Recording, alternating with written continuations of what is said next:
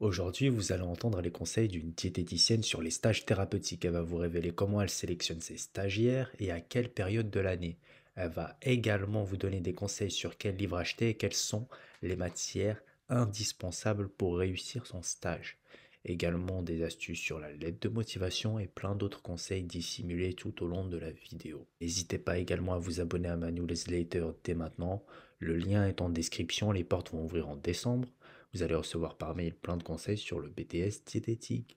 Bon visionnage. Bienvenue à tous dans ce live qui est spécial BTS diététique ce soir. Et je me suis dit qu'au vu de tous les messages privés que je reçois sur les stages thérapeutiques, vos appréhensions, vos demandes, vos questions, etc., et bien qu'on allait pouvoir faire une petite vidéo en direct pour que je puisse répondre à vos questions. J'espère aussi vous rassurer. Salut, salut. Et du coup, vous parler aussi peut-être de mes stages à moi thérapeutiques. Salut Solène. Sachant que moi j'ai fait mes stages thérapeutiques en 2017 et vous raconter un petit peu comment ça s'est passé, où je les ai fait, avec qui, qu'est-ce que j'avais comme cas thérapeutique, pourquoi pas. Salut Manuela. Et voilà. Bon, en attendant d'avoir des petites questions, je vais quand même me présenter parce qu'il y en a peut-être qui ne me connaissent pas parmi vous. Du coup, je suis Léa Della Villa, je suis diététicienne hospitalière, je travaille à l'hôpital de Fourvière à Lyon en gérontologie et je suis aussi diététicienne libérale et graphiste illustratrice. Donc du coup, maintenant j'ai joint les deux casquettes pour faire plein de choses en diététique et dans la santé en général. Voilà. Quoi dire d'autre. Je suis chef de projet nutrition aussi. Et voilà, c'est déjà pas mal. Alors, je vais commencer par vous raconter un petit peu mes deux stages. Et je suis sûre que vous allez avoir des questions, donc vous en avez sûrement déjà préparé. Alors, moi j'ai fait mes stages. Le premier à Perpignan, sachant que j'habite à Lyon, à la clinique catalane. Et c'était de la médecine générale. C'est un stage où j'ai découvert le monde hospitalier parce que du coup, moi je venais du monde artistique, je n'avais jamais mis les pieds dans le monde médical, sauf en tant que patiente. Et j'appréhendais un petit peu ces stages terra parce que justement j'avais un peu peur de mes réactions par rapport à ce que j'allais voir, peut-être s'il y avait des décès, comment j'allais faire face à la mort. Enfin, je me posais vraiment, à mon avis, toutes les questions que vous vous posez actuellement. Et en fait, finalement, ça s'est très très bien passé. La diététicienne, elle m'a embarqué dans son quotidien. Moi, j'avais bien révisé aussi pour être quand même à l'aise. Je maîtrisais surtout la démarche de soins. Sachez que c'est le plus important, la démarche de soins diététique, quand vous partez en stage thérapeutique. C'est ce que vous devez absolument maîtriser. Bien sûr, vous allez l'affiner au fil de vos stages. Donc, d'où l'intérêt de comparer la théorie et la pratique. Et ensuite, j'ai fait mon deuxième stage à Lyon, à l'hôpital des Portes du Sud, dans le service endocrino, avec une très chouette diététicienne qui s'appelait Hélène, et qui s'appelle toujours Hélène d'ailleurs. Et j'ai eu aussi la chance de bénéficier de ses connaissances parce que justement, c'est une diététicienne qui s'était aussi formée avec le GROS. Donc le GROS, c'est le groupe de réflexion obésité surpoids, pour ceux qui ne connaissent pas. Et c'est une approche plutôt comportementale de la diététique. Voilà. Donc c'était un stage, une pierre deux coups, comme j'aime dire, parce que j'ai découvert le service endocrino et en même temps, j'ai pu bénéficier de l'approche d'Hélène qui avait cette approche comportementale et qui d'ailleurs m'a donné envie ensuite de continuer quand je suis devenue diététicienne là-dessus. Voilà. Comme tout le monde, j'ai fait mes petits 3 cas thérapeutiques pour mon mémoire. J'avais choisi une découverte de maladie cœliaque chez une préado de 11 ans. J'avais choisi aussi une gastrectomie totale chez un patient de 91 ans. Va chercher ta complication pour ton cas thérapeutique. Et enfin, une prise en charge de diabète de type 1 chez un jeune adulte de 21 ans. Voilà, comme ça, j'avais vraiment 3 sortes de populations dans mes cas. 3 pathologies totalement différentes. Et donc, il y en a une, c'était une intolérance, l'autre une opération, et une maladie chronique, enfin le diabète aussi. Mais disons que c'était pas la même chose. Et voilà, et c'était super intéressant. Et voilà. Voilà pour la présentation de mes stages thérapeutiques. Donc maintenant, si vous avez des questions, je suis tout oui. Alors, c'est 3 cas patients par stage thérapeutique. Non, c'est du coup, tu dois choisir 3 cas pour ton mémoire. Donc 2 cas dans un et un cas dans l'autre. Ce que je vous conseille par contre, c'est que vous allez choisir 2 cas dans chaque stage. Et comme ça, il y en a un que vous enlèverez, celui qui vous semble le moins intéressant, et moi vous en aurez un, j'ai envie de dire, de rechange s'il y en a un qui vous pose problème, etc. Voilà, c'est quand même mieux pour avoir le choix. Et je vous conseille aussi de faire vos cas patients pendant vos stages. Donc nous, sachant qu'à l'hôpital, là, moi j'ai une stagiaire et ma collègue aussi a fait une stagiaire cette semaine, elles sont toutes les deux arrivées lundi, on leur a dit d'office qu'on leur demandait de faire leur cas thérapeutique à nous rendre un peu avant la fin pour du coup les aider en fait. Ça leur rendra service, c'est-à-dire qu'on va pouvoir discuter avec elles de leur cas thérapeutique, les corriger aussi si besoin et les faire avancer s'il manque des informations, etc. Parce que le problème c'est que si vous gardez vos cas thérapeutiques pour chez vous une fois que le stage est terminé, et bien si vous manque des infos pour les récupérer les infos après c'est un peu compliqué, il faut rappeler les diètes, etc. Donc voilà. À partir de quand commence-t-on à postuler? Maintenant pour 2022 c'est trop tôt. On est en février, tu peux commencer pour 2022, sachant que il vaut mieux postuler dès maintenant et appeler les services au téléphone, etc. pour carrément demander directement aux diététiciennes concernées. Déjà de 1, ça vous évitera d'envoyer des CV pour rien par la poste parce que certains établissements ne prennent pas de stagiaires. Donc si vous envoyez des CV, vous envoyez pour rien. Et ensuite, tu peux postuler dès maintenant. Nous par exemple, on fait pas trop la différence entre ceux qui postulent en premier ou en dernier. Ce qu'on fait, c'est qu'on reçoit tous les CV à l'hôpital et ensuite on a une pile de CV et de lettres de motivation. Et en octobre, on fait le tri, on regarde les lettres de motivation, le CV, etc. Et à ce moment-là, on prend nos décisions. Donc j'ai envie de dire, je pense qu'il y a la plupart des établissements qui fonctionnent de la même façon. Après, il vaut mieux postuler déjà très tôt parce qu'à mon avis, certains établissements donnent leur réponse plus tôt. Donc, si jamais t'es prise, tu seras un peu plus tranquille, sachant que quand même, ils sont déjà très durs à trouver ces stages, on le sait. Il y a une question qui revient souvent en MP. On me demande souvent est-ce que les étudiants du CNED sont un peu évincés. Alors, j'ai envie de vous dire. Je pense pas tant que ça. Nous, en tout cas, dans notre hôpital, on fait pas du tout de différence entre école, études à distance et tout, parce qu'on juge sur la lettre de motivation. Donc, s'il y a des étudiants du CNED ou à Denis ou autre, en tout cas à distance, qui nous écoutent là ce soir, qui m'écoutent, et ben du coup, n'ayez pas peur. Normalement, on n'a pas le droit de faire de la discrimination, et je pense pas qu'il y en ait tant que ça. Même si des étudiants ont déjà rapporté même presque de la maltraitance pendant les stages parce qu'ils étaient au CNED. Bon, je trouve pas ça très professionnel si jamais les diètes ont vraiment fait ça, mais ça peut arriver effectivement. Alors, comment faire si nos tuteurs ne souhaitent pas corriger nos fiches? C'est pas trop normal ça, parce que du coup, on est là pour vous accompagner. On est là pour vous accompagner en fait dans le stage, donc on est censé quand même vous superviser et pourquoi pas vous aider dans vos cas.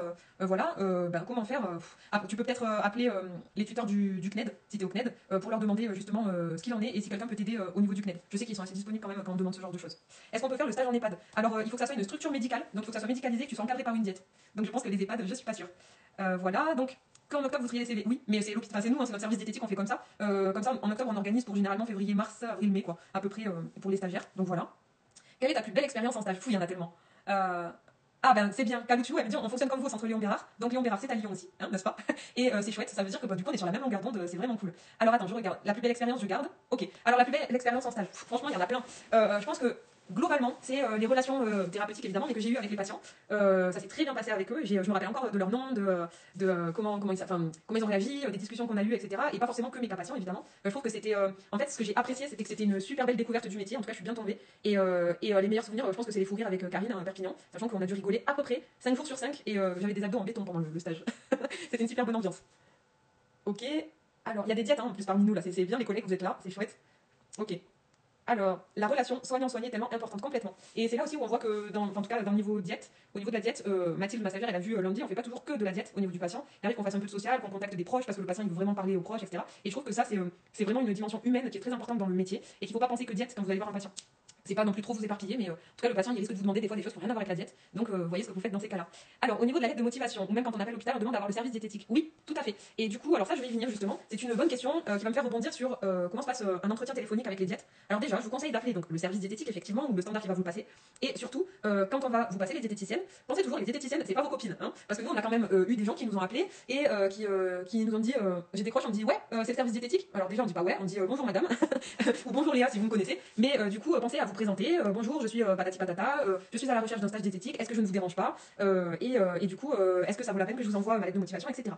Mettez les formes, comme vous le seriez dans la vie, ne vous laissez pas envahir par le stress, hein, on est humaine, on n'est pas là pour vous envoyer peut-être, donc du coup, mais n'oubliez pas les formes. En tout cas, les formes de votre appel. Parce que vraiment, ça peut faire toute la différence. Nous, on a déjà eu des excellentes lettres de motivation, etc. Donc dans ces cas-là, en octobre, on appelle les candidats déjà pour savoir s'ils n'ont pas trouvé leur stage déjà, etc. Mais en plus, des fois, on a été très surprise avec ma collègue de la différence entre la lettre de motivation et la personne qu'on avait en face au bout du fil. Et ça n'avait rien à voir avec du stress. C'est-à-dire que je pense que c'était des personnes qui n'avaient pas écrit eux-mêmes leur lettre de motivation. Et sachez-le, ça se voit tout de suite si vous trichez. Mais vraiment. Donc j'ai envie de dire, je préfère une lettre avec quelques maladresses, mais au moins qui vous ressemble et dans laquelle vous ne mentez pas, plutôt qu'une lettre de motivation avec du pipeau dedans et en fait derrière laquelle vous n'allez pas du tout assurer. Voilà. Oui, comme tu dis, Manuela, c'est du culot, ouais. Mais il y en a qui ont du culot, des l'air de rien, qui pensent qu'en tentant le tout pour le tout, on peut arriver à obtenir des stages, mais non, ça ne marche pas comme ça. Il y en a plein qui arrivent. Bonjour tout le monde, du coup, bonsoir, bonsoir. J'avais des choses à vous dire encore et j'oublie. Ah oui, votre lettre de motivation, très important aussi. Votre lettre de motivation, sachez que nous, à Fourvière, bien sûr, on regarde vite fait le CV, mais c'est vraiment la lettre de motivation qui fait toute la différence entre les candidats. D'abord, vous allez devoir personnaliser votre lettre. Je sais, c'est embêtant quand du coup on écrit à 40 établissements, mais s'il vous plaît, personnalisez vos lettres de motivation. C'est-à-dire qu'une lettre lambda qui ne montre pas que vous êtes intéressé par l'établissement, par la population en question, qui ne montre pas votre intérêt pour la diététique, de pourquoi vous voulez exercer dans cet établissement-là, enfin en tout cas faire votre stage, c'est mort en fait. Parce qu'il y en a d'autres qui le mettront et ils passeront devant vous. Voilà. Du coup, soignez vraiment votre lettre de motivation, c'est vraiment la clé, c'est presque la clé de la réussite pour obtenir le stage. Voilà, ça c'est déjà un premier conseil. Des conseils pour réussir ces stages. Alors, non, je ne prends pas Mimi en stage. Du coup, pour réussir votre stage thérapeutique, la première chose, vous pouvez écrire à la diététicienne ou au diététicien qui vous prend en stage un petit mail, déjà, en lui disant merci de m'avoir choisi pour votre stage, une fois que vous avez la réponse, et dire j'aimerais préparer au mieux votre stage, mon stage, pardon, est-ce que vous avez des conseils, etc. Nous, on envoie toujours un mail, une à 2 semaines à nos stagiaires, très complet, où du coup, on leur dit voilà, comment va se passer le stage, on va déjà vous mettre dans le bain la première journée, vous aurez une petite évaluation de début de stage, intermédiaire et de fin de stage, parce que du coup, on teste juste les connaissances, ça n'a absolument rien de péjoratif ou quoi, c'est pour aider au mieux nos stagiaires. Et qu'est-ce qui se passe? Avez-vous fait? Ah mais non, mais attends, qui c'est qui avait fait avez-vous fait? Je sais pas, qu'est-ce que tu... J'ai pas vu ta phrase. Vous pouvez me tutoyer, il n'y a pas de souci. Du coup, voilà. Du coup, vous pouvez envoyer un petit mail à votre maître de stage, donc il vous enverra peut-être des conseils. Ensuite, vous allez devoir très bien préparer votre stage. Si vous allez dans un service spécialisé, évidemment, vous allez d'abord réviser les pathologies associées à ce service. Vous allez en endocrino, et ben vous allez réviser à fond le diabète de type 1, de type 2. Vous allez, je sais pas, réviser justement... plein de choses en fait, comment on fait face aux hypoglycémies, vous allez peut-être même pouvoir vous dire ok de quoi aurait besoin un patient dans ce service, etc. Donc juste ça. Le plus important, comme je l'ai dit tout à l'heure, il faut maîtriser la démarche de soins diététiques. Nous on attend d'un stagiaire qu'il puisse au moins aller voir un patient au bout d'une semaine et demie, faire son entretien et être capable quand même de marquer le compte rendu. C'est-à-dire que du coup, le compte rendu, clairement, c'est en suivant la démarche de soins. Donc ça, il faut vraiment le maîtriser absolument avant de rentrer en stage. Après, j'ai envie de dire, si vous n'avez pas toutes les connaissances, comment dire, au moment du stage, ne paniquez pas. Vous êtes stagiaire, on n'attend pas de vous que vous soyez des scientifiques aboutis, des diététiciens aboutis avec toutes les connaissances. Ça serait presque inquiétant même d'ailleurs si c'était comme ça. Et vous pourrez bien sûr réviser sur place. Vous avez le droit bien sûr en stage de demander un petit temps pour avoir le temps de rédiger vos cas, etc. Vous n'êtes pas toujours obligé d'être H24 dans les services auprès des patients ou collé au basque des diététiciennes. Je veux dire, vous n'hésitez pas à prendre des initiatives vous-même pendant votre stage et demander justement à vos maîtres de stage si vous pouvez avoir des temps de rédaction, etc. Alors, comment faire pour les frais lorsque les stages sont en dehors de notre ville? Je ne trouve pas dans ma ville et retour de pas faire. J'ai envie de dire, les frais, tu les prends en charge. Hein. Moi, c'est ce que j'ai fait. J'ai dû réserver un logement pour 5 semaines à Perpignan. J'avais tout le trajet en voiture, l'essence. En plus, je faisais beaucoup de routes les week-ends. Donc, du coup, je payais tout. Et ouais, les frais, j'ai envie de dire, c'est pas grave. Il vaut mieux faire des frais et avoir son stage plutôt que ne pas pouvoir passer le BTS parce que du coup, t'as pas eu de stage parce que t'as pas cherché ailleurs. Et d'ailleurs, je vais te dire, ton stage vraiment ne compte pas sur ta ville presque pour l'avoir. J'ai envie de dire, il faut vraiment chercher dans toute la France parce que c'est vraiment les stages terrasse, c'est les plus durs à trouver. Donc voilà, il faut pas hésiter à partir loin. C'est mieux d'appeler, ça fait un premier contact déjà, ça prouve la motivation, totalement, je suis totalement d'accord. Ça montre que le stagiaire, il a envie, il a le sens aussi de la communication, en quelque sorte, donc c'est très bien. Bonsoir Léa, ce que tu dis est très juste, j'ai tous mes stages via des entretiens téléphoniques, tu vois. Le feeling en dit souvent long sur les qualités humaines indispensables dans notre métier, totalement. Et à l'inverse aussi, attention, un entretien téléphonique, imaginez vous avez une diététicienne en face de vous qui est féroce, ça peut arriver, hein, qui du coup vous répond pas très bien, qui est un peu brute de décoffrage, peut-être que ça va pas vous donner envie de faire votre stage là. Et j'ai envie de dire, vous aussi vous avez le droit en quelque sorte de vous dire, je veux pas faire mon stage ici quoi. Il faut bien maîtriser la CDA aussi, la CDA, cette matière. En fait, cette matière elle est très intéressante sur le plan sur le plan des connaissances générales sur les aliments et tout. Et bien sûr, ce qu'ils contiennent, c'est bien. Mais en soi, ça va pas être du tout la matière qui va te servir le plus pour les stages thérapeutiques. Ça, c'est sûr. Ce qui va te servir, c'est la physio, la physiopathe, les régimes et la nutrition. Alors, la nutrition, c'est vraiment toute la partie, ration et encore pour le mémoire, hein, parce que je pense que tu verras pas souvent dédié de faire des rations. Mais toi, tu vas être obligé d'en faire pour ton mémoire. Donc, du coup, il faut quand même que tu les maîtrises si tu veux pas trop perdre de temps. Donc voilà, c'est vraiment physiopathe, physio et régime où tu vas carburer pour ton mémoire. C'est vraiment le truc. Voilà. Alors, si vous voulez, imaginons, je me dis qu'en face là, je dois avoir des étudiants qui sont pas très à l'aise avec les patients. Ça peut arriver, il n'y a pas de honte, vous êtes là pour apprendre. J'ai un très bon livre à vous conseiller, qui est, même si normalement il est pour après, quand on est diététicien, mais ça fait pas de mal de le lire pendant qu'on est en études. Alors attendez, il est où je ne sais pas. J'ai perdu mon livre. Trop bien, j'ai bien préparé le live. Alors, c'est pas grave, c'est un livre qui est violet qui s'appelle Entretien motivationnel du patient. Et du coup, c'est un entretien qui déjà est en quelque sorte un pré-ETP et qui vous permet en fait de savoir comment gérer un entretien et comment un peu le diriger, comment vous allez guider le patient vers parfois ce qu'il veut entendre, un patient réticent, et comment vous faites, etc. C'est un livre qui est très très intéressant. Et je sais pas du tout où je l'ai mis, attendez que je regarde, je suis sûre qu'il doit être par là. Attendez que je regarde. Alors, je ne sais pas. Normalement, il est pas. Ah non, il est pas là, c'est pas ça. Voilà, alors attendez, je vais vous sortir les livres qui sont utiles. Hop. Allez, je vais faire un petit clin d'œil à Mathilde de Diet Aid, qui en avait parlé depuis pas longtemps. Ce livre, Diététique, recommandations et ordonnances 2020, je vous conseille de vous le procurer dès que vous pouvez, c'est-à-dire maintenant. En fait, c'est un livre qui est génial. Non seulement c'est de super, mais alors vraiment, de super fiches révision par pathologie. Donc voilà, il y a cirrhose, il y a colectomie gauche, enfin, il y a vraiment beaucoup de choses, il y a même diarrhée, tous les trucs glam, quoi. Et en fait, c'est des super fiches de conseils patients. Donc déjà, ça va vous faire gagner du temps. Si vous devez écrire des conseils patients, vous avez quand même des trucs là. Et ensuite, pour réviser, je vous assure que c'est génial. Moi, je l'ai tout le temps à l'hôpital, ce livre, parce que des fois, ça arrive, on a un oubli sur un truc important ou par exemple une pathologie qui est pas hyper méga courante. Et ce livre il est génial. Alors, le restoco, c'est pas le sujet du live de ce jour. Du coup, quand tu parles de maîtriser la démarche de soins, du coup, c'est savoir mener une consultation. Alors, oui et non, la démarche de soins diététiques, c'est ce qu'on te demande dans les comptes rendus et dans ton mémoire, dans les cas patients, il faut que tu suives la démarche de soins diététiques, c'est-à-dire la prise en charge d'un patient. Donc, il faut que tu saches présenter le patient, ses données administratives, enfin, tu suis tout ce qui est dans la démarche de soins. Tu vas dégager un diagnostic diététique, des objectifs diététiques derrière, etc.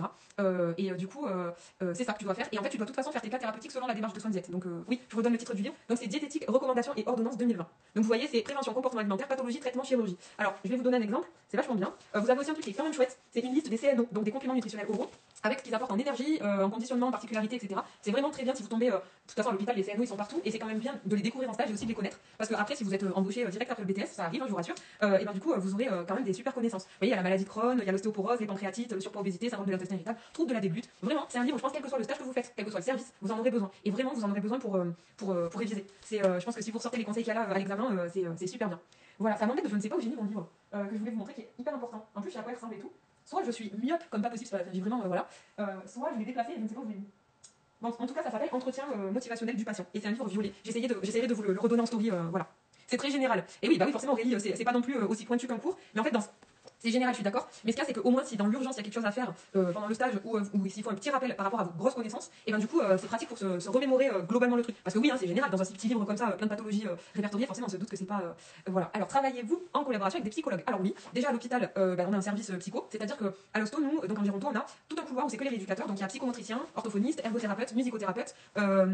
Il y a l'infirmière hygiéniste et il y a les psychologues aussi. J'espère que j'ai oublié personne. Et il y a l'APA aussi qui vient des fois dans notre couloir. Et du coup, le service psychologique est très important, quel que soit, j'ai envie de dire, le service où vous êtes. Un patient qui est hospitalisé, il peut avoir besoin de soutien psychologique. Et en libéral, je travaille aussi avec des psychologues puisque je prends en charge les TCA. Et du coup, pas pour tous les patients, mais j'ai des patients avec qui en tout cas, je corresponds avec la psychologue ou le psychologue.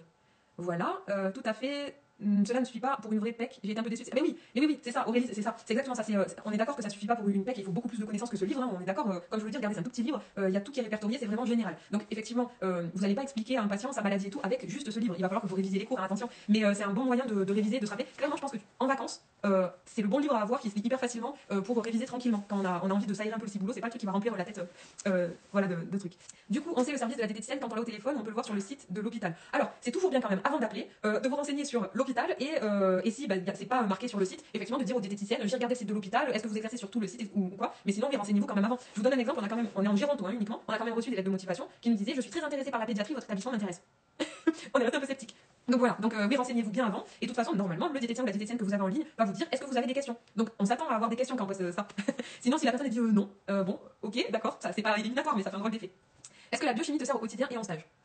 Alors, la biochimie, en soi, je vais pas te sortir une chaîne de peptidoglycanes sur un tableau, hein, on est d'accord. Mais par contre, là où ça aide la biochimie, et c'est ça qu'on nous explique pas très bien en BTS, c'est qu'on a l'impression qu'on va apprendre plein de trucs, on sait pas trop pourquoi et tout. En fait, ça sert j'ai envie de dire en lien, mais direct avec la physiologie et la physiopathe. Et du coup, la biochimie, ça sert vraiment à comprendre ce qui se passe au niveau des réactions chimiques dans le corps, en fonction des organes, des pathologies et tout. Du coup, la biochimie, elle me sert, moi, par exemple, à connaître des réactions face à des médicaments, ou des réactions face à certains aliments, ou en fonction des pathologies. Donc j'ai envie de dire, la biochimie, en détail, non, ça ne me sert pas. Mais par contre, ça m'a appris à comprendre globalement ce qui se passait dans certaines pathologies ou certaines réactions de patients. Voilà. J'ai choisi de faire un bachelor nutrition thérapeutique, et quand je te disais que Getty était ma formatrice, après le BTS, et beaucoup de structures nous ont dit qu'ils ne prenaient que des BTS. Et, attends, il y a peut-être la suite qui arrive, que des BTS. Je comprends pas, sachant qu'on est diplômé et propose une recherche clinique sans rémunération. Oui, c'est assez bizarre. Alors, je pense que le truc, c'est que moi, en tant que diététicienne hospitalière, si je réfléchis, je me dis, je préfère prendre, enfin, je préfère est un grand mot, mais je préfère prendre des BTS diététiques. Parce qu'en fait, s'ils n'ont pas ce stage, ils peuvent même pas faire le bachelor, enfin, ils peuvent pas en tout cas devenir diététicien. Alors que du coup, toi en bachelor, t'as déjà passé, si tu veux, le BTS, et du coup, t'as déjà eu ta chance, j'ai envie de dire, mais c'est vrai que c'est dommage parce que justement, t'as des connaissances, t'as validé, et en fait, tu vas aller plus loin. Donc je pense, et est-ce que du coup, en bachelor, vous êtes obligé de faire dans une structure hospitalière? C'est ma question, je sais pas du tout. Parce que peut-être que tu peux proposer, si jamais c'est pas le cas, tes services de stage dans des structures intéressantes pour toi, quoi, autre que hospitalière. Je regarde si j'ai pas oublié des choses dans ce qu'on me disait. Non, ça va. Et je suis quand même à jour dans. Il est conseillé d'emmener nos cours de pathos avec nous en stage. Tu peux. Parce que si par hasard t'as un petit temps ou t'as un doute sur une pathologie, au lieu d'attendre le soir chez toi où tu vas être crevé, on va pas se mentir, après les stages c'est très difficile de réviser le soir, tu pourras le faire sur place. Moi ça me dérange absolument pas quand les stagiaires ils ont leur ordi ou. Voilà. Donc là avec le Covid, bien évidemment, on vous demande de bien nettoyer votre matériel et le nôtre avant de l'utiliser quand même. Donc voilà.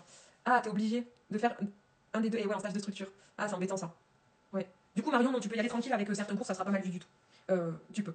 Nous, on a nos stagiaires qui prennent leur ordi pour pouvoir rédiger leur cas. On a les stagiaires qui prennent certains cours parce qu'ils veulent rédiger. Voilà. Après, bien sûr, suivant votre maître de stage, vous pouvez bien demander à la diététicienne du coup des choses. Nous, on est là pour vous encadrer et vous accompagner. Donc, si vous avez des questions, etc., il n'y a pas de souci. On peut faire le stage thérapeutique même si on n'a pas vu l'ensemble du proc de physiopatho et régime. Oui, tu peux bien sûr faire. Bah oui, parce que du coup, tu es censé quand même finir tous les cours en fin d'année. Donc, comme tes stages ils sont en cours d'année, c'est ce que je disais tout à l'heure, tu peux pas du tout tout savoir. Donc, le conseil, c'est vraiment de réviser en fonction du stage que tu as eu. Donc, c'est pour ça que les diététiciennes, quand vous dites vous avez des questions, si vous êtes en médecine générale, vous pouvez demander quelles sont les pathologies les plus rencontrées dans votre service, que je puisse me préparer quand même au mieux, ou des choses comme ça. Voilà. Du coup, j'ai réussi à m'en sortir dans mon stage une asso de soins de support avec des familles. C'est bien, hein. Franchement, c'est un super stage ça. Ça doit pas être facile, mais c'est un super stage. Ah oui, en parlant de ça peut pas être facile. J'ai eu une question dernièrement, je me suis totalement revue dans cette question. C'était une personne qui me demandait Léa, je suis pas du tout à l'aise dans le milieu médical, j'ai peur de m'évanouir ou de me sentir mal au moment où je vais voir un patient dans la chambre, qu'est-ce que je fais? Alors, surtout, ça peut arriver à tout le monde, vous en voulez pas si c'est comme ça. Si vous vous sentez mal, vous avez la tête qui tourne, une odeur vous dérange, vous sentez que là ça va pas du tout, si vous avez. Voilà, ça peut arriver à tout le monde, même avec la fatigue, sans craindre ce genre de choses, ça peut arriver. Ne montrez jamais au patient que vous vous sentez mal, parce que du coup il va se sentir mal et je pense qu'il en a pas besoin s'il est déjà hospitalisé. Faites semblant. Dites excusez-moi, j'ai mon téléphone qui sonne, je reviens tout à l'heure. Vous sortez de la chambre ou mais en tout cas vous évanouissez pas dans la chambre. Sortez, trouvez le moyen de dire excusez-moi j'ai oublié un document au bureau. Enfin vraiment, sortez tranquillou, soufflez un bon coup, allez boire un coup d'eau. Vraiment ça peut arriver. Donc réagissez bien, ne montrez pas aux patients que vous êtes pas très très bien et voilà. Alors je veux dire comme je veux. Oui voilà, du coup t'es pas hyper méga encadré et en même temps t'as une liberté de prise en charge qui est pas mal. J'ai envie de dire, faut bien se faire la main. Donc du coup voilà, mais c'est mieux quand on est encadré quand même quand on fait des stages, hein, c'est sûr. Léa, tu pourras enregistrer ton live, je viens seulement pouvoir me connecter. Oui, oui, t'inquiète pas, Céline, c'est prévu de l'enregistrer. Coucou Mamounette. Et voilà, oui, c'est prévu. J'espère juste que l'Instagram ne va pas bugger. Vraiment, vraiment. Parce que voilà. Alors, on m'a demandé quel est le matériel nécessaire au stage et comment vous devez vous comporter. On me l'a demandé plein de fois ça. Alors, vous devez avoir une tenue, surtout là qu'on est en période sanitaire difficile. Vous devez avoir une tenue nouvelle chaque fois que vous arrivez à l'hôpital. Enfin, vous allez vous changer à l'hôpital, vous mettez une tenue avec une blouse, les manches retroussées si elles sont longues, les cheveux attachés, pas de bague, les ongles courts, pas de vernis. Première chose, pas de bracelet, c'est très important. Le Covid peut s'accrocher déjà de base un peu partout et en plus de base normalement on n'a pas le droit à tout ça. Donc première chose, vous allez faire ça. Et ensuite, comment vous comportez? Parce que c'est vrai que ça peut être un petit peu surprenant. Parfois, quand vous arrivez en stage, comme nous lundi, nous on voulait bien accueillir nos stagiaires, leur expliquer plein de choses. On a été bombardés de suite dans une réunion, patati patata. Donc, comment vous devez vous comporter? Observez, notez vos questions, regardez toujours si les diététiciens qui vous encadrent sont disposés aussi à vous répondre. Des fois, on est un peu dans le jus, on est pressé, etc. On vous le dit, hein, normalement, on vous dit attends 2 secondes, je finis ça et voilà. Soyez toujours dans l'observation. C'est-à-dire que n'oubliez pas, vous êtes stagiaire, vous êtes là pour apprendre, mais vous devez aussi respecter le travail en cours. Essayez de ne pas hurler dans les couloirs quand vous parlez entre vous, quand vous êtes plusieurs stagiaires, etc. Faites attention à ne pas divulguer des informations sur les patients comme ça, l'air de rien. Faites attention dans les transports, etc. Donc voilà, ça c'est les choses vraiment de base. Alors ensuite, les hôpitaux prêtent des tenues. Normalement, tu es censé emmener ta tenue, nous nos stagiaires ils ont les leurs, et du coup, alors moi Mathilde elle vient que le lundi et jeudi, mais sur 10 semaines, du coup, vu que je fais 50%, donc elle a le temps de laver sa tenue, sinon il va falloir vous prendre des nouvelles tenues tous les jours. Je sais pas, il faudrait que je sache s'il y a des diététiciens qui nous écoutent là, si leur structure prête les tenues, nous on sait que non, c'est pas prévu pour les stagiaires, du coup. Tu as l'air d'être une top maître de stage. J'essaie. C'est dommage, il n'y a pas Mathilde. Du coup, j'essaye. Pour moi, être maître de stage, c'est avant tout encadrer et accompagner, sinon je ne prendrais pas stagiaire. Du coup, c'est mon rôle.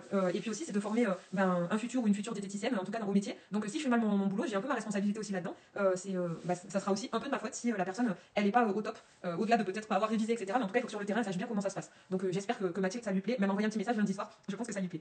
Ok. Est-ce que tu penses que la tenue de restauration peut passer comme elle est toute blanche? Oui, oui, oui, oui, complètement. C'est une blouse, donc de toute façon, en fait, ce qui est important, c'est que vous ayez une tenue propre avec les manches quand même courtes et juste respecter les gestes barrières et l'hygiène de base avec les ongles, etc.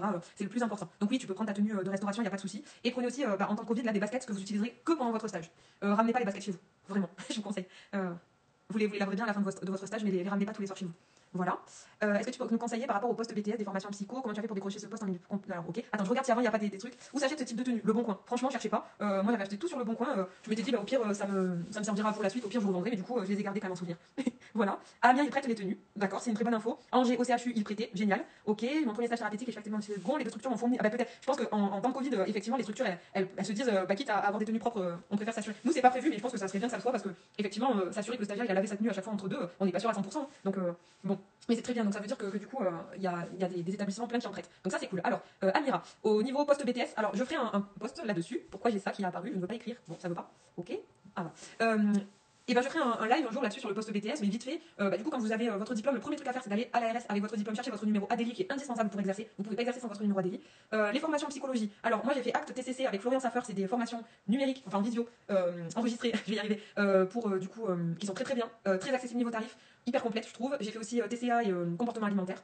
C'est vraiment des formations géniales. Après, ce que vous pouvez faire aussi, c'est le TP, parce que du coup, vous en aurez besoin si un jour vous devez animer forcément les ateliers faits par l'ARS. Donc ça sert toujours de l'avoir. Moi, je ne l'ai pas passé. Le TP, j'en fais tous les jours à l'hosto. Mais bien, il faudra bien qu'un jour je me décide à m'inscrire. Voilà. Pour le poste hospitalier, j'ai pas eu de mal. En fait, moi, j'ai passé qu'un entretien 4 mois après l'obtention de mon diplôme et j'ai été prise. Donc du coup, compliqué, je suis pas le bon exemple pour dire que c'est compliqué. Voilà. Mais en tout cas, vraiment, quand vous sortez du BTS, faites vraiment les choses dans l'ordre. Ne vous précipitez pas non plus trop. Je sais que des fois, il y a l'aspect financier qui vous presse un petit peu. Voilà. Mais réfléchissez bien à ce que vous voulez faire. Est-ce que vous avez les compétences pour faire ce que vous voulez faire? N'hésitez pas à vous enrichir de DU, de formation, etc. si vous avez le temps. C'est très important. Vous faites des formations d'éducation thérapeutique avec les stagiaires? Non, pas du tout. Non, non, non. C'est pas notre rôle déjà. Et puis on n'a pas le droit, enfin, je crois pas de délivrer, ça fait partie d'une formation à temps complet. Du coup, il faut une certification, etc. à la fin. Et c'est des vrais formateurs voilà, qui la font, éducation thérapeutique. Après, bien sûr qu'on le fait indirectement, hein, quand on explique à un stagiaire comment se déroule un entretien, quand on nous voit faire, quand on nous pose des questions, etc. Ça fait quand même partie de l'entretien motivationnel du patient. Avez-vous sélectionné vos stagiaires pour l'année 2022 ou pas du tout? Bah non, du coup, puisque c'est en octobre. Voilà, alors sachez que moi, du coup, je ne prends plus de stagiaires puisque je vais passer bientôt à 20% et que c'est trop compliqué pour moi à 20%, c'est impossible de prendre des stagiaires, je vais être là qu'une journée par semaine. Mais du coup, ma collègue et peut-être mon autre collègue aussi continue de prendre des stagiaires. Donc vous pouvez envoyer vos candidatures à l'hôpital de Fourvière. Je les verrai les stagiaires quand même. Fait-on des consultations seules en stage? Oui. En fait, on vous accompagne tout le temps. C'est-à-dire qu'au début, vous allez nous observer, faire des consultations. Ensuite, normalement, on est censé vous accompagner pendant vos consultations. Et en général, notre but, c'est quand même que le stagiaire devienne autonome à la fin et puisse faire ses consultations seul, faire ses cas patients, aller voir bien sûr les patients tout seul. Bah oui, sinon c'est pas drôle. Par contre, ce qu'on pilote tout le temps, c'est que le stagiaire après va écrire les comptes rendus. Alors nous, c'est sur un logiciel patient. Et par contre, le stagiaire ne valide pas tout seul son compte rendu. Bien sûr, les diététiciens veillent au grain derrière. En tout cas, nous, on relit tout derrière et on valide une fois que tout est OK. Donc ne vous inquiétez pas, normalement, vous pouvez pas faire de bourde. Soyez rassurés. Est-ce que tu as des conseils pour bien maîtriser les voies métaboliques? Fais des fiches. Moi, je travaillais avec une fiche plastique et je m'étais fait des exercices à trous. Et du coup, j'écrivais au Véleda sur une fiche plastique pour remplir les trous. Et je faisais les exercices autant de fois que je voulais dans l'année. Et le fait de refaire, et ben du coup, au bout d'un moment, je te rassure, ça rentre. Les matières les plus importantes pour le BTS, toutes. Vraiment. Autant, franchement, il y a plein d'étudiants qui laissent l'éco-gestion de côté, c'est une très grave erreur. Je vous le dis de suite, pour le libéral, c'est très très utile. Voilà, conseille-tu de favoriser des études type master ou plus DU en post BTS? Franchement, si vous avez l'occasion, les DU c'est toujours chouette d'en faire. Surtout que les DU c'est pas comme le BTS, c'est pas H24, vous avez des sessions de présence et après vous avez normalement un mémoire et un oral à passer. Je pense que moi je vais en faire un. Vraiment, c'est très enrichissant, ça permet de valoriser ensuite votre pratique et tout. Oui, faites des DU, faites des formations en tout cas continues, même celle de Florian, je veux dire, c'est vraiment des choses. Plus vous allez continuer à apprendre de toute façon et plus vous allez être bon, c'est comme pour tout. Voilà. Oui, tu vas faire et refaire. Et l'étude personnelle, eh ben, des conseils, il faut que ça soit un sujet qui t'intéresse, comme ça tu ne suiviras pas ton étude personnelle, et un sujet où tu as envie d'aller plus loin, et voilà. Vraiment, prends quelque chose qui te plaît. C'est vraiment le meilleur conseil. Est-ce qu'on peut réussir quand on est nul en économisation?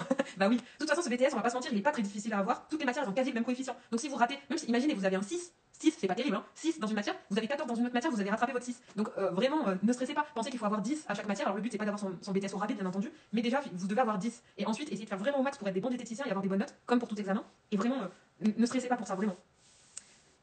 Mais moi aussi j'adorais l'éco-gestion. Bah déjà en plus moi j'ai été salariée avant et tout, donc je connaissais quand même le monde de l'entreprise, les contrats et tout ça. Et vraiment ça sert mais énormément pour le libéral après. Même si vous avez un comptable. Voilà. Bon. J'espère que je vous ai rassuré en tout cas. Révisez bien pour vos stages thérapeutiques, ne vous en faites pas trop. Rappelez-vous que vous êtes stagiaire, vous êtes de futurs diététiciens. Comportez-vous comme de futurs diététiciens tout en sachant que vous ne pouvez pas tout savoir pendant vos stages. Et que en tout cas les diététiciens qui vous encadrent, ils sont là pour vous aider, vous accompagner. Et que normalement ça se passera bien. Voilà. C'est le mot de la fin. Et vraiment, ne lâchez rien. Et croyez toujours en votre projet et en vous. Et quand vous avez un coup de mou, pensez toujours pourquoi vous avez commencé ce BTS. Et pensez à la suite et ça vous donnera toujours du courage. Voilà.